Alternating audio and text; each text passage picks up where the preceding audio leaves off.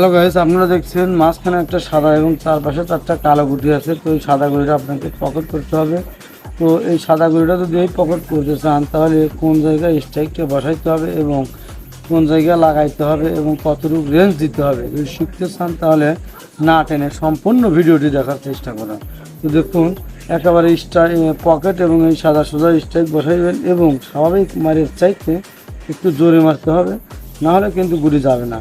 কারণ চারিদিকে ব্যারিকেড আছে, এই কারণে একটু জোরে মারলে তাহলে চাপটা খেয়ে যাবে, আপনার এই সাদা গুঁড়িটা ইনশাল্লাহ পকেটে যাবে। তো দেখুন এবং শুনুন কীভাবে এই সাদা গুঁড়িটা আমি ওই পকেট করি এই সমস্ত কালার ভিতর।